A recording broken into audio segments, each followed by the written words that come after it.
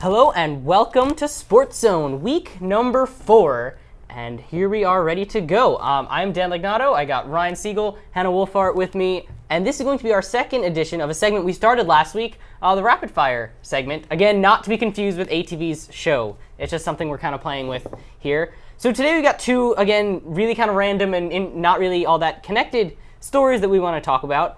We're going to start with the association, some NBA action. It's a bit early for any season stuff, but the biggest news coming out of the NBA is that Mr. Glass, Mr. Made of Glass, Derrick Rose, is injured once again.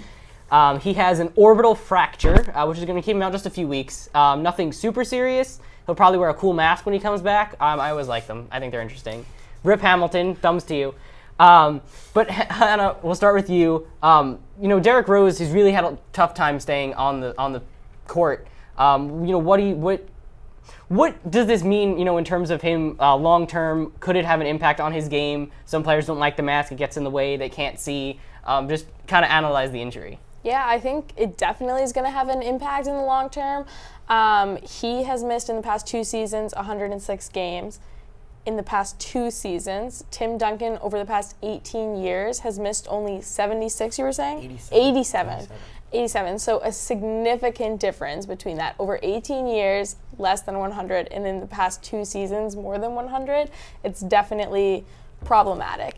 And the coach of the Bulls was saying that the team really needs to work on getting the ball in their control, hanging on to it, and making good plays happen. And Rose can contribute to that if he comes back strong, but he just keeps on getting hurt and he keeps on staying out. He will only be out for 2 weeks now, but it's still going to have an impact because he's missing the early training parts that help build your game for the regular season. Yeah, I think obviously, as you said, it's just 2 weeks. The positive here is it's not his knee. It wasn't a knee this time, so hopefully, and Derrick Rose is a great player. It doesn't matter who you root for. You want to see him playing and making things happen. He's a special player. So we'll transition now away from basketball, head over to soccer for the second time in 2 weeks. And we're going to go straight to the top on this one. Mr. Sepp Blatter, the evil king himself of FIFA, had an interesting week in terms of his public statements and some sponsors saying some interesting things. So Ryan, we'll turn it over to you. Kind of go through the up and down week of Sepp Blatter. Well, Sepp Blatter really had an interesting week. It was really a roller coaster. At first, everybody interpreted it as he resigned, and yay, soccer fans all over the world were going to rejoice for once in the last 20 years, longer than I've been alive. But he actually came out and said, I did not resign. However, he is receiving a great deal of pressure from his sponsors, Coca-Cola, Budweiser, McDonald's. So I think it's possible, if barring an indictment, of course, I think Sepp Blatter will probably be on his way out. Well, there will be another FIFA election. They will be electing a new FIFA president at some point in the near-ish future, probably. Fun little factoid, AU alumnus David Nakid is actually running for FIFA president. So there's a Facebook page out there. Go find it and like it, because we always support some AU alums here at American University. And one really last quick point in the world of the weird this week, an official in a soccer game in Brazil pulled a gun on some of the players, which is just strange, and I felt needed a mention this week. There's no real analysis there, but it's just a little weird, quirky kind of thing. Anyway, that will do it for this rapid fire segment, our second rapid fire segment. Once again, don't get it confused with that other show. For more SportsZone, stay tuned. Hello and welcome back to SportsZone. This is the NFL segment going for 2. Quick note, as Justin just pointed out to us, I'm joined by Justin and Vince, by the way.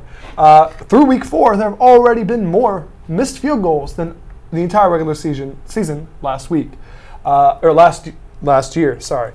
But let's first touch upon the recap of week 4. This week we've seen the Ravens get their first win over the Steelers. The Saints beating the Cowboys, opening up the NFC East even more. The Falcons and the Bengals showing that they're a dominant force, and our first game in London between the Miami Dolphins and the New York Jets, obviously with a controversial hit by Ndamukong Suh. So let's first actually throw it over to Justin and discuss the opening of the NFC East. Last night we saw during Sunday Night Football the Saints came away with the win against the Dallas Cowboys, who have been floundering now, we see, without Tony Romo and Dez Bryant. And earlier in the day, we saw obviously your Washington Redskins defeating my Philadelphia Eagles, and the Giants getting their second win as well. So I guess we'll start with our game, the Eagles-Redskins game, and what that means, I guess, in a turning point for two teams that, we're striving to go 2-3 at the same point. Yeah. Well, it's a really big game. It opens up. This is a big game in the NFC East simply because the Eagles really needed this win, and they needed to show that they have a chemistry building, and they really didn't show that. The Redskins didn't play amazing, but they came out with a victory, and the Eagles just look in shambles right now. Within the whole division, right now the Giants look like the team on top. They look to have the best chemistry.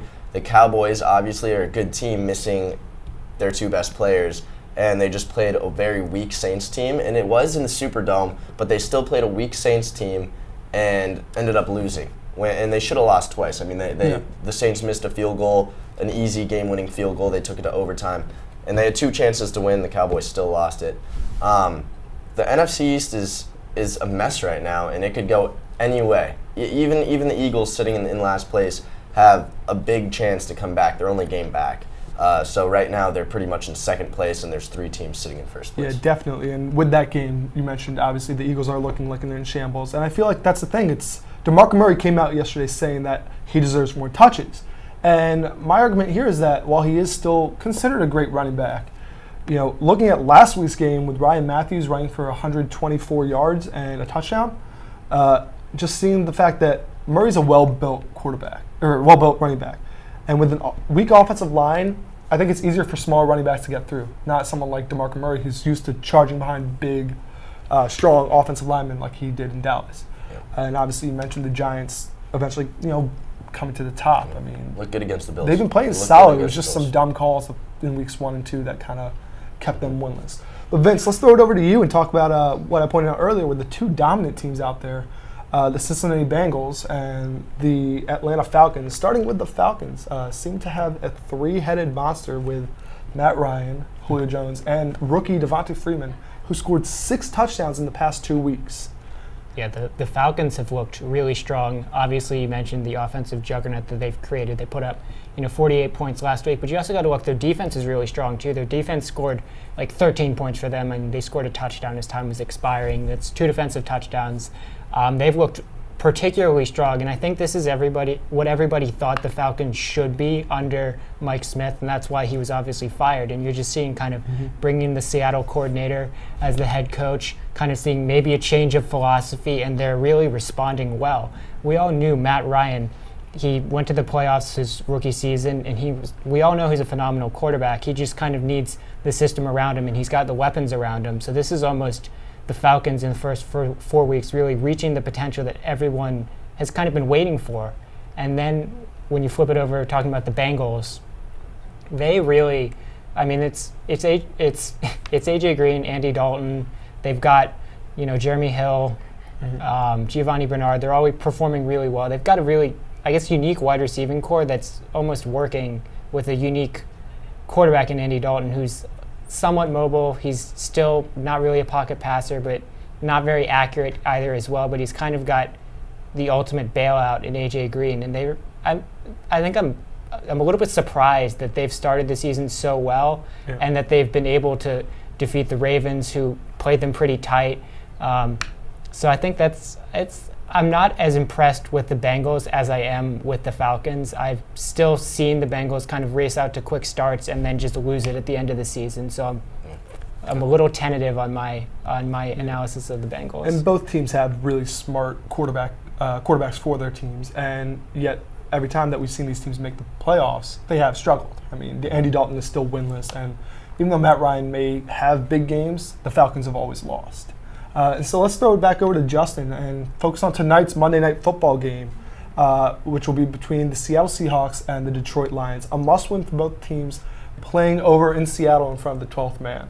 Obviously, it's been a shaky start for the back-to-back NFC champs, Seahawks, and then the Lions, who are always going up and down. So where do you see this game going, and who do you think comes out on top? It's hard to say who's going to come out on top. I think the Lions are going to play with a huge sense of urgency. They're last place in their division, and they shouldn't be. The Bears definitely, I think, should be in last place. The Vikings are looking really good, and they played a good game against the Broncos. The Lions need this win. I would say this is the season on the line. I mean, 0-3, your chances of making the playoffs are under 10%. 0-4, forget about it. Forget about it. Yeah. On the other side, the Seahawks need this win too. The Cardinals look good. The Rams play everybody in their division well. And then the Niners are the Niners this year. So I think this is a huge game for the Seahawks as well. They're not sitting high and mighty like they did the past 2 seasons. They're certainly not looking at a playoff run and an easy Super Bowl, an easy walk to the Super Bowl. This is a big game for them too. Lucky for them, it's at home. I think the Seahawks are going to pull this one out, but I expect it to be a pretty close game, maybe a field goal. Yeah, I think other teams are finally starting to catch on to former NCAA coach Pete Carroll. As great as his legacy's been, it's a struggle. I think whoever has the better offensive line this game is going to win it. Legion of Boom doesn't matter in this one? I think you have to run the ball to establish to win the Super Bowl. You have to run the ball to win a game and keep your defense off the field. So if the Lions keep the Seahawks defense on the field and get their defense rest, I think the Lions have a shot. I think it's going to come down to the offensive line and whoever gets the mean dirty yards, those 2-3 yard runs. Yeah, and final note real quick, Vince, we were talking about it earlier, the game last night between the Cowboys and the Saints. We had Drew Brees finally join that two elusive clubs actually. One being the 5,000 completion club, joining Brett Favre and Peyton Manning, and the other one being the 400 touchdown club, joining Favre, Manning, Marino, and last week's inductee Tom Brady. Yeah. So Drew Brees, a guy who obviously has been hit and getting weaker. What's this mean for his career? Actually, where do you see the Saints going now? Well, I don't think the Saints are really going to amount too much this season, but I think this is really just an indicator of Drew Brees, who really is an under-the-radar quarterback. He won a Super Bowl, and a lot of people seem to forget that. And in a time where we've got Manning and we've got Brady, and people are now establishing Rodgers as one of those top 3 quarterbacks, Brees is these just numbers and these accomplishments just show that he's had a long and successful career, and he's a Hall of Famer that we're watching kind of in the twilight of his career, and it really just kind of asserts the fact that he's had a phenomenal career, and that tends to get forgotten maybe because the Saints haven't really been relevant the past couple of years, but he still has been a phenomenal Super Bowl winning quarterback. Unfortunately, he's not getting to do what Peyton Manning is right now. You have to have a defense to win games, and the Saints. The defense is the best offense. Yeah, and their defense is completely irrelevant this year. They lost their best pass rusher. And they lost a lot of players. They just got rid of Hakeem Nicks to the Patriots, I believe. I believe so, yeah. So, well, anyway, that's all the time that we have for Going for Two. Stay tuned for more SportsZone coming at you next. Hello and welcome back to SportsZone. This is the first Studio 90 soccer segment of the year. I'm joined by Ryan, and we'll just do a quick whip around of all the important leagues in European soccer, and I think we'll start with the topic that's been a bit of a hot topic recently with Bayern Munich, Robert Lewandowski. We're going to go to the Bundesliga. There was a big match this weekend. Bayern Munich played Dortmund. They ultimately triumphed 5-1. Lewandowski getting on the score sheet again with 2 goals. I guess Ryan, can you just handicap how good is Bayern Munich right now? Bayern Munich's the German national team. They're essentially they're the overwhelming majority of the German national team. Jerome Boateng has had some great long balls, especially against Dortmund. Right. He had 2 to Muller. He had another 2 to Lewandowski. So obviously their back line's contributing as much as their front line. But Lewandowski, even when his wife is saying this is a little bit excessive, that there's something in the water in München. Yeah. And definitely, obviously, Bayern's still at the top of the Bundesliga, followed by Dortmund, and then Wolfsburg and the other teams kind of fluctuate through, but it's normally Bayern and Dortmund 1-2. Yeah, Wolfsburg, you're going to see drop off since De Bruyne went from Wolfsburg to Man City. They bring in Julian Draxler to kind of compensate for that, but whether he'll have the same impact that the German Player of the Year De Bruyne had last year remains to be seen. But it seems like Bayern Munich kind of has the stranglehold of the Bundesliga as they have for the past 5-6 years. Moving on to a league that's a little bit more up in the air, especially with the injury to the Ballon d'Or winner of a couple years ago, Lionel Messi. Barcelona not in the top 4 in La Liga, and Real Madrid not on top of the league. Actually, Villarreal is leading La Liga right now. What's going on? It's a lot of injuries to the key players for Madrid and Barcelona especially, but I mean, this can't remain the same, can it? I don't think so, honestly. However, I mean, obviously, even Atletico Madrid is not in the top five. You have a tie with Real Madrid, Celta Vigo, who should not be mentioned in the same breath with Real Madrid, and Barcelona, all tied at second, chasing Villarreal. Granted, there's only 7 games played, and they're only 1 point behind. So eventually, yes, Real Madrid probably will pass. Right.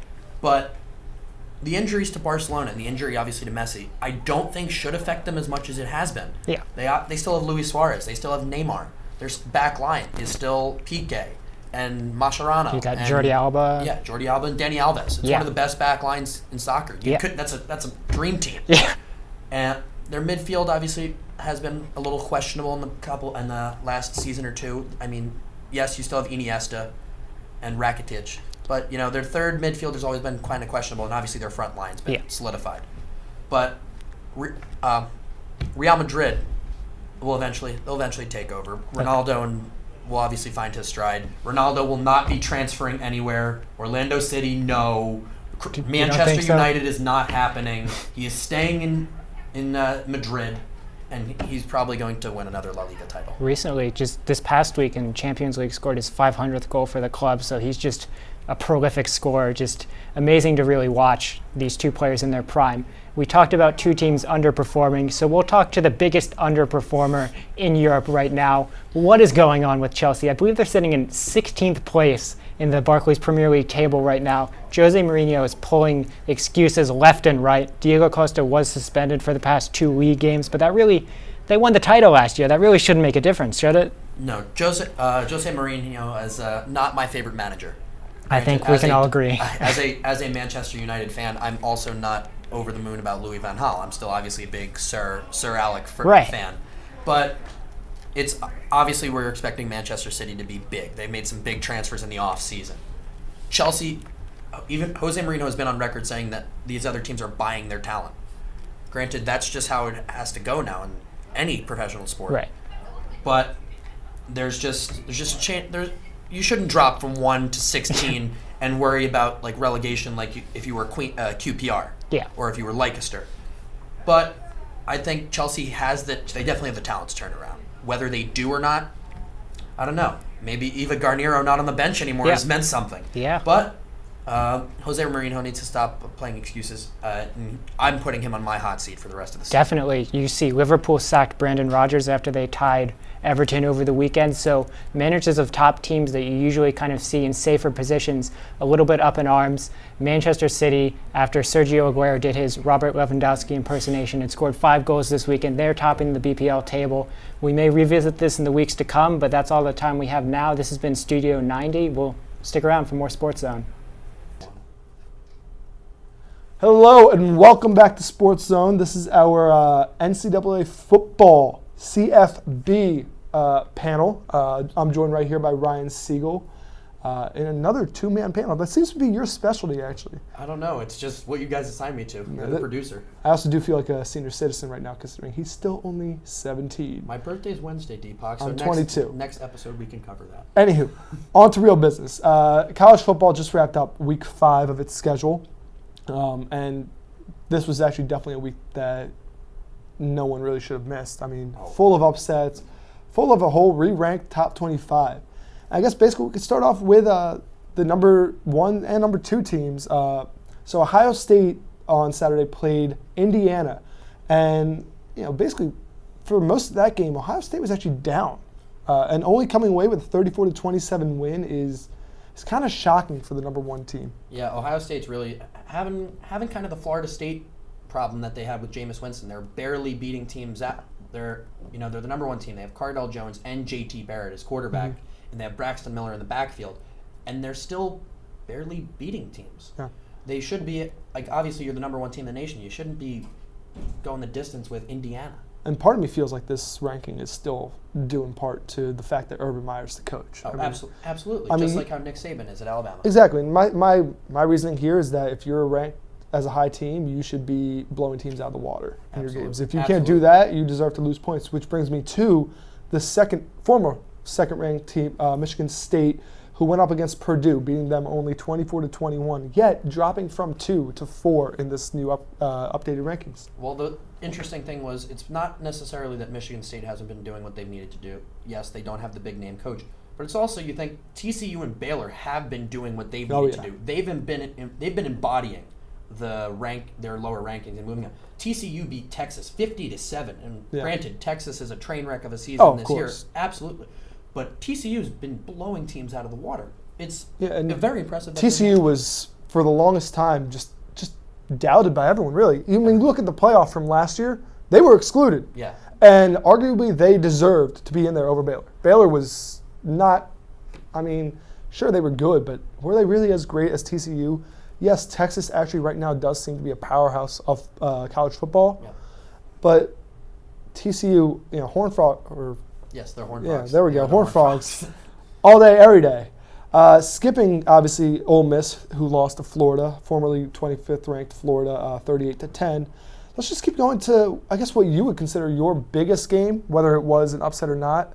Obviously, Rachel in the back is freaking out over the Clemson-Notre Dame game, Rachel being a Notre Dame fan. And, well, let's just say it did not end well for them. Oh, no, it didn't. Clemson pulling it out at the very end, down to the wire. I know Rachel's not going to be obviously very happy about this. No, of course not. But Clemson definitely worked hard enough to win the game. Mm-hmm.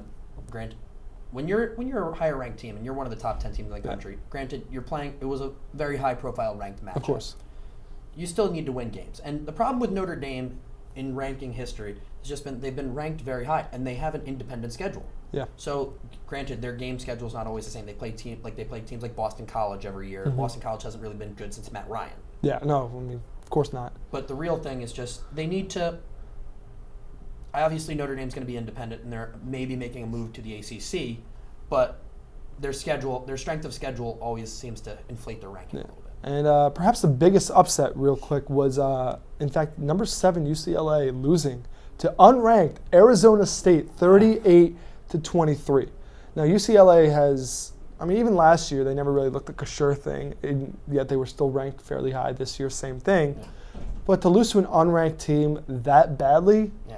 Definitely sends up red flags in UCLA's program. Well, it was only a matter of time before Mike Bercovici, the redshirt senior quarterback, who pretty much could have transferred anywhere in the country, but decided to stay at Arizona State because he just loved the school and the education that he was getting. It was a matter of time before he finally won a game. Mm-hmm. And he picked the right team to do it against. Granted, UCLA has a unproven freshman quarterback that everybody's kind of wondering, well, UCLA, like obviously as you said, is a very unsure team. Yeah. They won their first 4 games. They were 4-0, but it only took a matter of time before the senior citizen took the student to school. Okay, thank you for pointing at me when you said senior citizen, by the way. And quickly going back to the Big Ten, obviously we talked about the number 1, number 2 team in all of college football, but now looking at the number 22 team, former 22 team, making their move up, Michigan, led by Coach Jim Harbaugh. Going from the NFL to the NCAA, obviously it's a climb. Former starting quarterback at Michigan. Is this climb, a serious effort by Michigan's football program, or will they just still be below those? Well, this year I think they'll do as well. They'll do pretty well. They already have 1 loss to their credit. Maybe they'll get a second loss because they're going to have an Ohio State game somewhere in there. But the Khakis were in College Park this week. The Khakis were in College Park. So we were all Khakis. So we had Jim Harbaugh in the greater DC metro area. Took UMD, not a superior Big Ten football team, 28-0 shutout win for Michigan. But I do think Jim Harbaugh in the next 4 years is going to have a very good team on his hands because it's still the name. Of course. You're playing for Jim Harbaugh. And there's one unranked team in the Big Ten that I feel is still number 1 in my heart, regardless of everything that's gone in the past few years, and that's Penn State. Penn State beat Army. That's all that matters. Penn State won a game again. Go Penn State. We are. Penn State. We are. Penn State.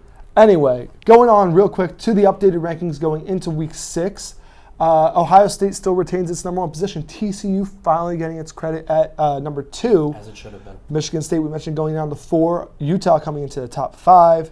And then looking at the biggest bump would probably have to be Florida. Going up from 25th to 11th overall. followed by UCLA. UCLA obviously falling from 7 to 20 due to that upset. But anyway, they are currently flashing lights on us. Yes, they are. I wish I had more to talk about with this on this topic. Anyway, for Ryan Siegel, I'm Deepak Bhagat. This is our college football segment. Rachel, hello. We see you making faces. Stay tuned for more Sports Zone coming at you. Hello, and welcome to Getting to Third Base. I'm Deepak Bhagat, and I'm joined by Vince, Aviva, and Dan. And so, guys, obviously this being the end of the regular season, this is actually going to be the one episode devoted to not only the beginning of the NLDS, but the wildcard matchups. Obviously, with this format that was instituted about 2 years ago now, it allows for 2 wildcard teams from each league to make it to the postseason. And those wildcard teams are, in the NL, it's going to be the Cubs and the Pirates. And in the AL, it's the Houston Astros versus the New York Yankees. And so basically, I think we should start with what seems to be more of an interesting matchup, being the NL wildcard. You take the Cubs and the Pirates, the teams with the second and third best records in the National League, respectively. In baseball, I believe, respectively as well. And so let's start with Vince over here, being the resident Pirates fan. I guess what's that mean for you guys? Because this is your 3rd year now making it as a wildcard team. Right. Is it going to be 3rd time's a charm and you're going to make it past or get eliminated again? Well, the Pirates in the 3 years, right? You said they've known the highs. They beat the Reds 2 years ago, known the lows. They lost to Madison Bumgarner and company last year. I feel like when you look at this matchup, it looks a little bit more like the Giants matchup last year. The Pirates have hosted all 3 years, and they'll continue that. But a strong starting pitcher that the Pirates really don't necessarily, maybe the statistics say they have a strong offense and they're hitting a lot of home runs towards the end of the season, but in October, November, it's a little bit more about offense. Garrett Cole himself has kind of struggled against the Central, particularly against the Cubs and Reds, so that also is a little bit of a warning sign if you're a Pirates fan. And Jake Arrieta has had the Pirates number. They've played him in 2 series down the stretch, and I don't think he's given up a run to the Pirates. So I feel like it's looking a little bit more like the Cubs are going to move on and kind of keep this dream season alive for them. Yeah, and Aviva, coming, I guess, from the Cubs' point of view, the Cubs making the postseason for the first time since, I believe, 2008. And they're a young team, obviously brought in Joe Madden as their manager, brought in John Lester as that big-end pitcher who, yes, he finished with an 11-12 record, but the ERA was still fairly good with a 3.5 or 3.3 something, and over 200 strikeouts. So, yes, he was supposed to be your ace, but now Jake Arrieta is. What do you think that means, though, for, obviously the Cubs? It gives them a boost, but, Jake Arrieta has never performed in the postseason. The Pirates, Garrett Cole, he's seen it before. Mm-hmm. I guess, coming from the Cubs' perspective, what do you see coming out of that? I think this season's been so magical for the Cubs. No one really expected them to do this well, and I think their offense, their young hitters, like what Vince said, that the offense does help in the wild card because it's one game or go home, and their offense is doing pretty well. That I think this season will continue, and I think they will beat the Pirates. And Dan, waiting for that winner of the wildcard matchup are the St. Louis Cardinals, the best team in baseball, but not without their injuries. I mean, definitely a dinged-up Yadier Molina who could be absent for the entire postseason. I guess giving them that rest helps, but, where do you kind of still have confidence in this team, the team that's been consistent enough? What I'll say about the Cardinals is that they know how to win. They have a winning culture. And you said they had injuries, and a lot of people thought it would hurt them. Matt Holliday missed a lot of time. Matt Adams has been out all year, their first baseman. And Wainwright. Wainwright's been gone the whole year, although he's back for the playoffs out of the bullpen, which scares me to death as a Nets fan. So he started his career. But it doesn't matter. The next guy just steps up, and they continue to win. You said the best record in baseball without Holliday, without Wainwright. They'll be without Carlos Martinez, one of their top young pitchers, but it's always just next man up with the Cardinals. And that's the thing, a young pitching staff there, similar to what the Mets have, that have carried that team with posting the lowest ERA by any team in a long, long time. Now let's flip over to the AL side, and first let's preface that we were spared the drama of a game 163 between the Texas Rangers and the Houston Astros, going for that, with the Rangers winning yesterday the AL West division. But now you have that matchup in the wild card between the New York Yankees, a team that people can never really always count out. It's their first postseason berth, though, without the core four. However, they're going up against what seems to be Cy Young front-runner Dallas Keuchel and the Houston Astros. And so, Dan, let's start back with you. The Astros, a team that hasn't made the postseason in 10 years, led by just a magical season with new manager A.J. Hinch. Take it away. I think they're in a similar boat as the Cubs, actually, in terms of the fact that they weren't expected to be there, and they kind of overperformed what everyone expected from them. And they're just a very young team all around. Pitching, the offense, it's all very young. And I think if they can, this is a big deal. I mean, they're playing at Yankee Stadium in the playoffs. It's a big moment to live up to. If they don't get phased by the moment, I think they can be okay. Honestly, if I'm a Yankee fan, I'm a little concerned. I think the Astros can match up with the Yankees pretty well. So I think as long as they don't get phased by the stage, they'll be okay. Yeah, and Viva, the Yankees, I mean, they're, like I said, without the core four. Alex Rodriguez came back. He actually is probably in line to win the AL Comeback Player of the Year with a 34 or so home run campaign.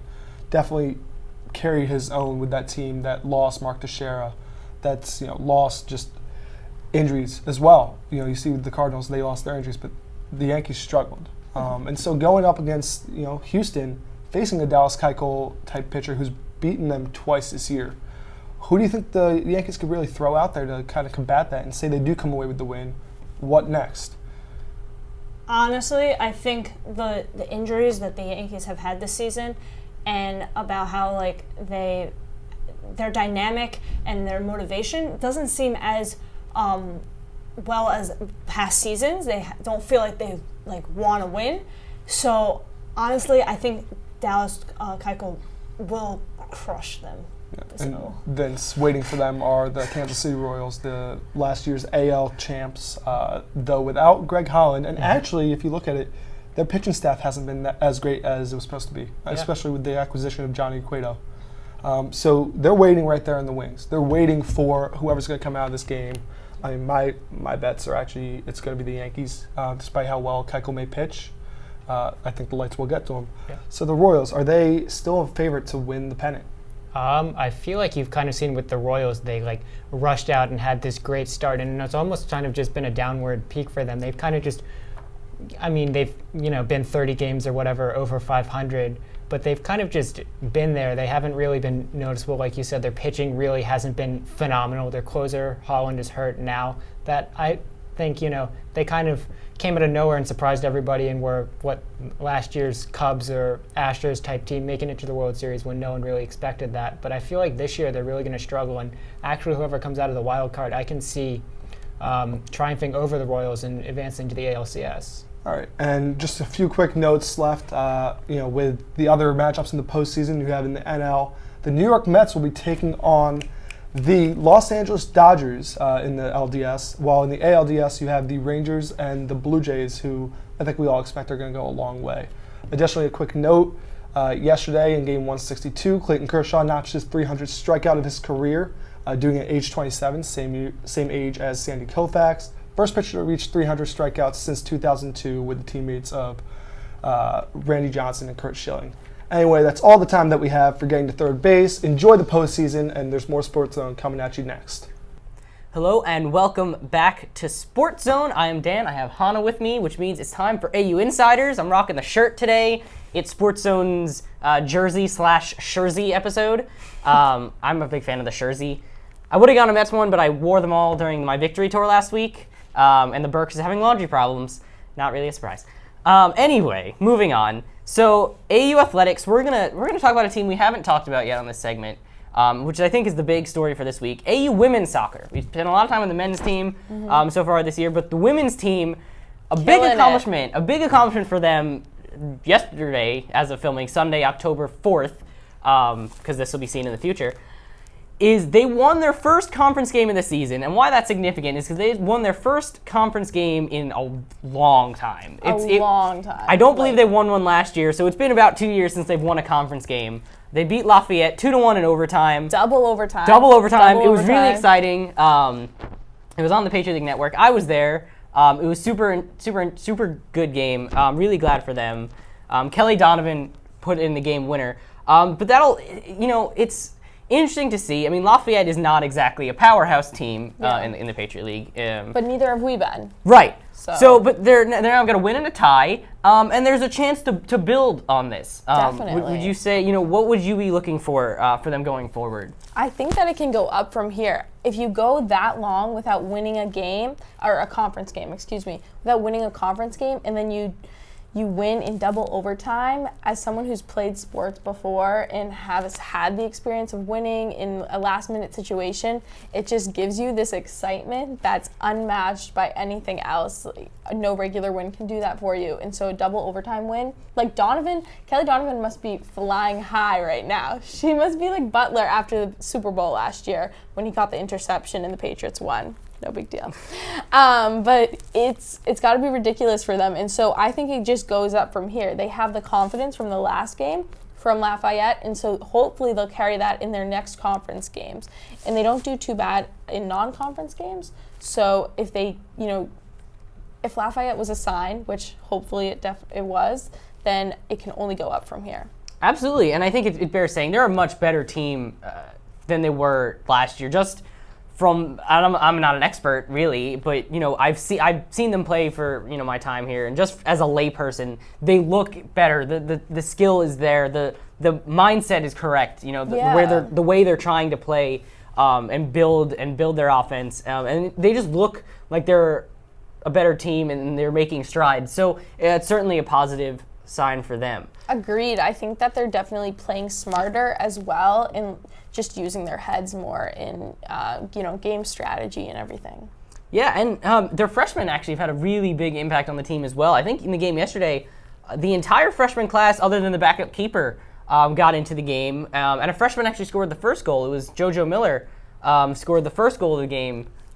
So the freshmen have really made an impact as well. And I think that's always good to see. Yeah, I mean, that's just impressive for the freshman class, is because you don't always get freshmen playing or starting right away in Division I athletics. And so for them to be able to do that, that's really impressive, and it looks good for AU athletics in general. Speaking of keepers, Bebenek, right? She had 8 saves in a row in the game. So that's just extremely impressive. Well, she played a phenomenal game. I mean, in my opinion. she is the backup keeper, forced into action. The starting keeper, Charlene Bellinger, received a red card in the previous game, so she kind of forced into action a bit last minute. Yeah. I thought she played phenomenally. I think she made some great saves.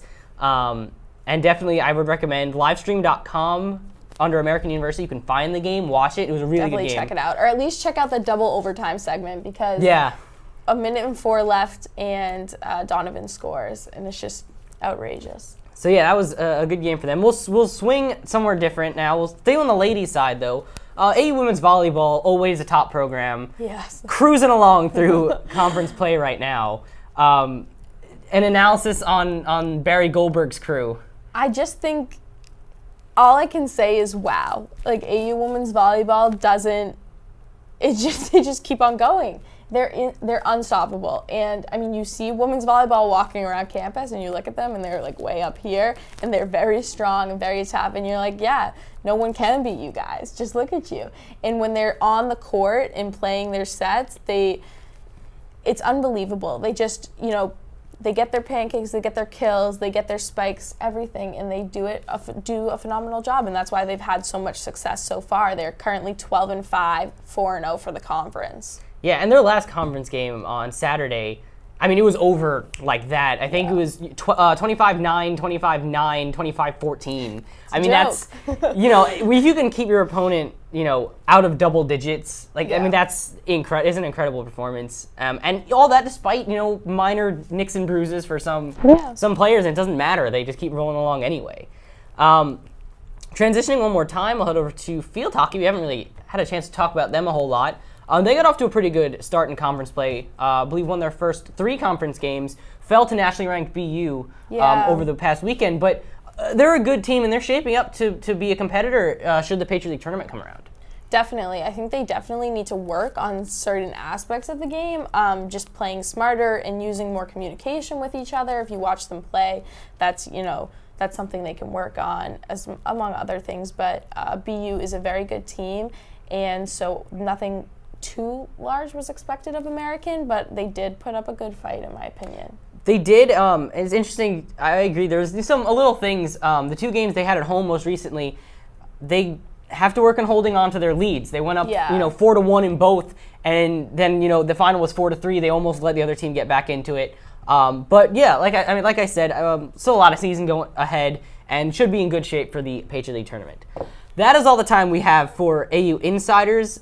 We got more Sports Zone coming up after this, and don't forget to come back every week for updates on AU athletics. Hi everybody, welcome back to Sports Zone, and here we are with Ice Time. I'm Rachel here with Ryan. This week we're going to start off with the reigning champs, Chicago Blackhawks. Finally got their rings and brought the trophy for a little tour of Soldier Field. Sunday afternoon at the 1 p.m. Oakland Raiders vs. Chicago Bears game, Taze, Kane, and many more Blackhawks were honored in a pregame midfield ceremony with a Stanley Cup, giving the crowd a big cheer. All clad in custom Bears jerseys, Shaw kicked a successful field goal with Kane as his holder. This video was posted by the Blackhawks official Twitter. This same account later posted a picture of the beautiful Stanley Cup rings, complete with 355 diamonds. I mean, Jesus Christ, that's crazy. I can't. I'm just amazed that, these guys don't need any more silverware. They've all solidified their careers with 3 Stanley Cup rings in the last 6 years. But, it's about time. Chicago needed some life and some championship rings to come through the city, and it's about time the Blackhawks are delivering. Yes, this is a total of 10.8 carats set in 14 karat white gold. The left side has 6 outlined Stanley Cups with the years that they were earned, and then on the right has the player's name and number. I would really like a rock like that on my finger one day. Next, we're going to work on some goalie gains since the Bruins last week released Malcolm Subban back to Providence, which I'm pretty upset about. Yesterday, October 4th, General Manager Don Sweeney announced a goaltender, Jonas Gustafsson. We signed him to a 1-year contract, cap of $700,000. He spent the last 3 years with the Detroit Red Wings, a 21-10-6 record. I'm hoping that he can give Tuukka some life. He's actually a very good backup goalie, and he did a great job when Jimmy Howard was injured last year. Jonas Loch Ness Monster Gustafsson, as his Red Wing teammates so eloquently called him, was a great backup. He was he solidified himself as definitely a bona fide goalie in this league. You'd probably put him, Cam Talbot, even though Cam Talbot's now a starting goalie, and Antti Ranta as some of the top backup goalies in the league. So he'll definitely be huge for Tuukka Rask. Oh, totally. Speaking of Talbot, Bruins also released Max Talbot today, so hopefully we're going to have some more linemen come up and fill that. The executive VP and general manager of the Carolina Hurricanes, Ron Francis, announced Saturday, October 3rd, that they gave a 2-year extension for Eddie Lack, which was obviously the right move for that team. Yeah, Eddie Lack was a big-time goalie. He did a great job with the Canucks, replacing Ryan Miller. He's going to be a special goalie. Cam Ward's starting to be started to go on his way out, and Eddie Lack's definitely a young face that they can look forward to for the future. Yeah, totally. I think he's definitely lights up the team. Francis said in a press conference, "We feel that we have a very solid tandem in net for the season, and we are excited that Eddie will remain a part of the picture beyond this year." When he was with the Canucks, he had a 34-30-9 record. Next, we're going to work on the hot seat. We are both focusing on coaches who really have big shoes to fill this season. I'd like to start with Mike Babcock. He did have, unfortunately, a terrible record last season. There's no other light way to put him down. 30-44-8 with the Detroit Red Wings.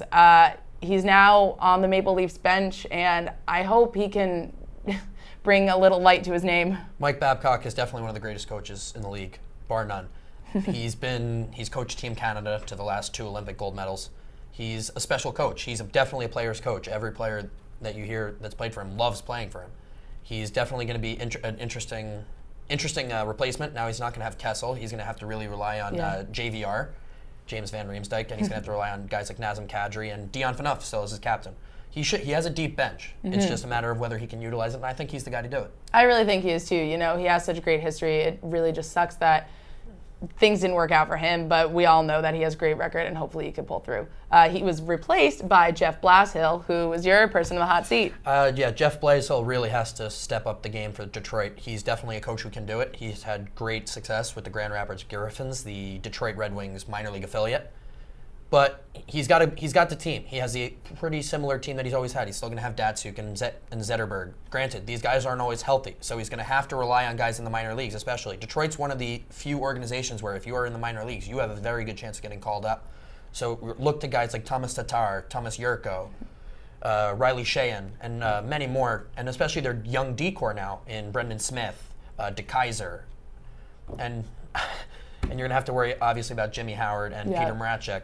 But it's going to be an interesting season for Blas Hill. I'm hoping they can make it back to the playoffs, but we'll see how it goes. It all depends on health for that team. I hope so too. Either way, if he is successful with those boys, then it'll shed light on Babcock's mistakes last time. But even if he's not successful, maybe it won't look so bad for Babcock. Now we're going to focus on today's hearing with Rafi Torres. Rafi Torres got suspended 41 games today, just was announced by the league Department of Player Safety, handed down by Director of Player Safety, Brendan Shanahan. He received 41 games for an illegal head check to Jakob Silverberg in the last preseason game of the year for both teams. Rafi Torres, obviously a repeat offender in the league. It's brutal. He's been around the player safety hearing board for a very long time. And Yeah, is this it was his only- eighth time? This is his 8th time, and I don't know how he's still in the league at this point. You know? But 41 games, he'll unfortunately be sitting half the year. Thankfully, he's not a big player for the Sharks, but he's still an impact player when he's on the He's ice. not a goal scorer, and sometimes it's necessary to have that force, but I think 8 is 7 too many. And finally, to end our segment, we'd like to let you know that it is officially the most wonderful time of the year, and hockey season is back. We're going to give you a rundown of the schedule. First game, Wednesday, October 7th, 2015. We'll start with Montreal versus Toronto, 7 p.m.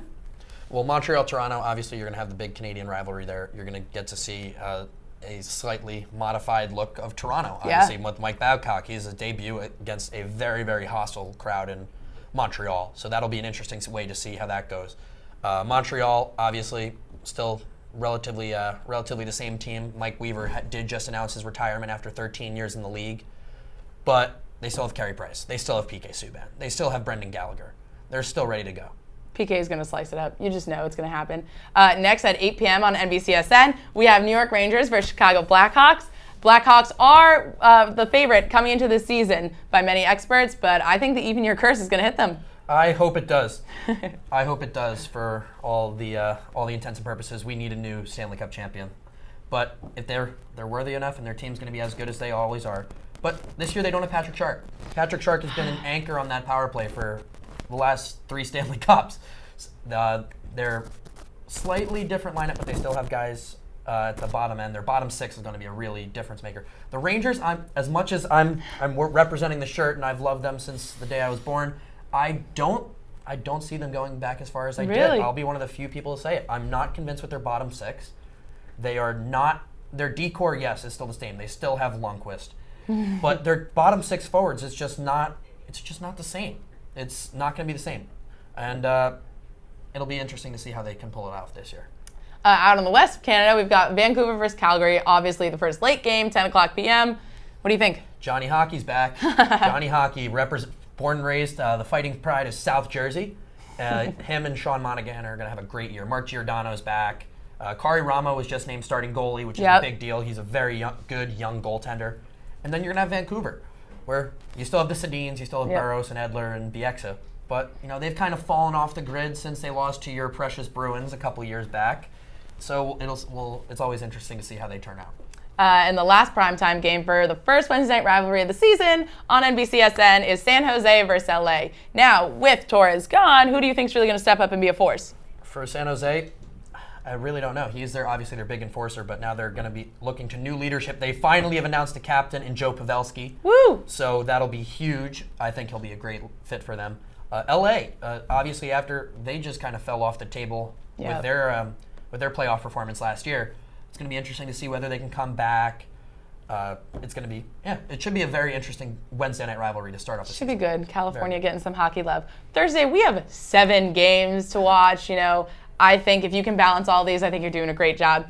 First, 7 p.m., we have Winnipeg opening versus Boston. Think it'll be interesting. Boston is favored to lead into that.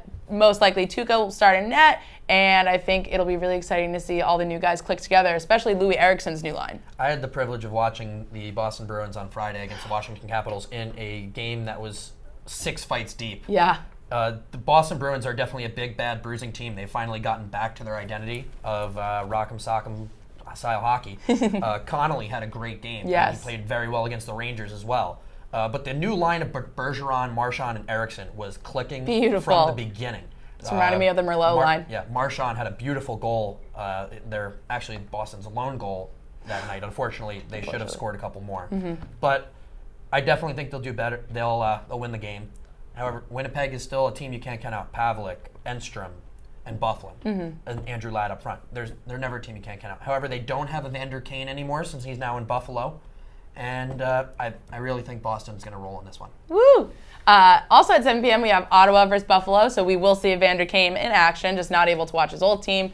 We have Philly versus Tampa Bay Lightning at 7:30 p.m., Edmonton versus St. Louis at 8 p.m., Carolinas versus Nashville also at 8 p.m., Pittsburgh versus Dallas at 8:30, and then the one game that'll be on NBC Sports Network is Minnesota versus Colorado at 9 p.m. Thursday night. The two games I'm really looking forward to are Ottawa and Buffalo. Yeah. And Buffalo, you have Jack Eichel. He's going to be the marquee guy. He's projected to win the Calder Cup. Possession. I also have to look at Philly and Tampa Bay.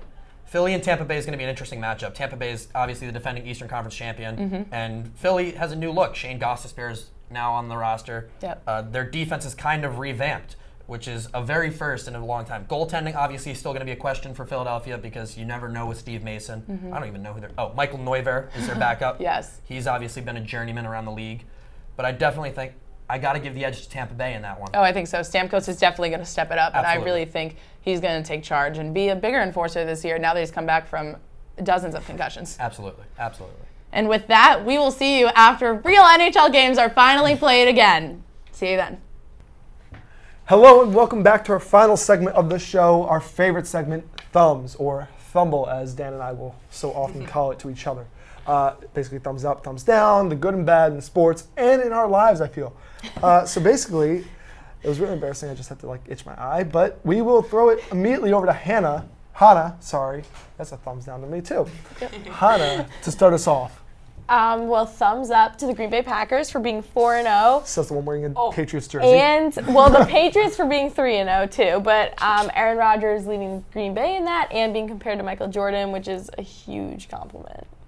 Okay, fair enough. You got a thumbs down?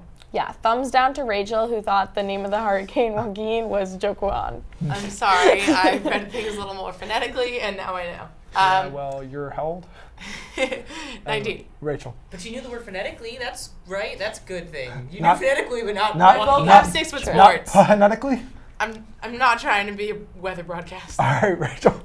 Go ahead. My thumbs up goes to the Orange Pontiff that made a show at the Clemson-Notre Dame game. Although it is known that I am a diehard Notre Dame fan, I really give Clemson the points here. Notre Dame did not show up at all, and I'm not denying that, but Clemson really brought it with their sign game. I might add my favorite was, why does Notre Dame eat cereal from a box? Because they can't handle it in a bowl. Ooh, Yeah, it was that good. It was pretty good. Honestly, the students really brought it, and I'm really proud of that spirit.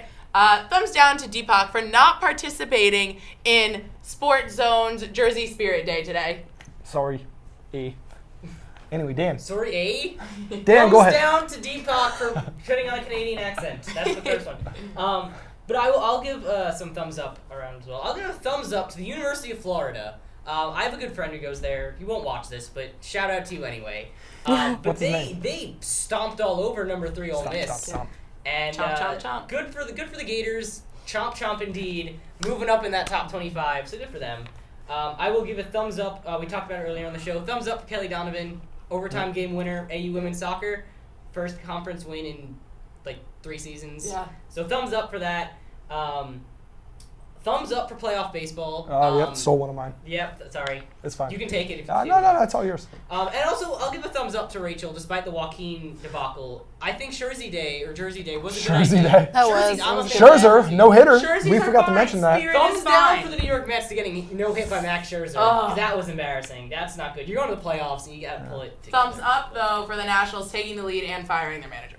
Yes. There we go. Thumbs down. Stuff we forgot to talk about. I Thumbs apologize. down for Matt Williams for being fired. Thumbs down to Joe Philbin, also fired to the Miami Dolphins Yes. after they got stomped by the Jets. Yep. Well, they lost handily. Also, thumbs down. 9:30 a.m. football games. I know it was the Jets, and I love the Jets, but that's early, man. That's early. And I think that's all my thumbs for today. That was a All lot. right, that's a lot of thumbs. I think maybe a few more. Thumbs up.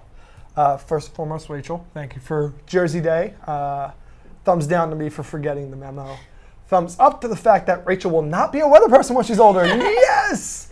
Thumbs down goes to the Eagles. It was a must-win game against the Redskins, but, you win some, you lose some. In this case, you lose 3 already. But hey, guess what, guys? You know what I'm going to say. 13-3. 13-3, baby. 13-3. I'm keeping thumbs an archive up. of this. Yes, he is. Thumbs up goes to the wonderful Kelly Logan for being elected senator of the School of Education at Shippensburg University. Thumbs up also to my mom and the Scleroderma Foundation. We held the walk yesterday up in Philadelphia. It was a great success despite the uncertainty of the weather. A lot of turnout. The family showed up. Friends showed up. I think over $4,000 raised. Over 400 people there.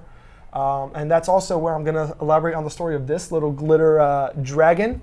I was one of the volunteers. There was also a little 6-7-year-old girl who's volunteering, running a little booth where she had these little stickers that you glue and then put glitter all over. Glitter tattoos. No one was at that table, so I went over and I was like, here, you know what, go ahead and do it. And I had one little kid pick out the dragon, and I had my little cousin pick out the color. Thankfully, he picked out this little turquoise one, not pink, because then I feel like more people here on campus would be judging me.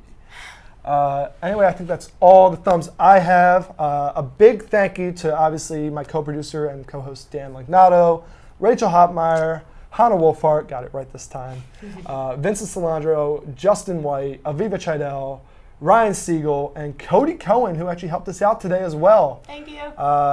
Anyway, that's been Sports Zone. I'm Deepak Bhagat. Catch us next week for another great episode. Happy hockey season. Stay classy. Hey, you.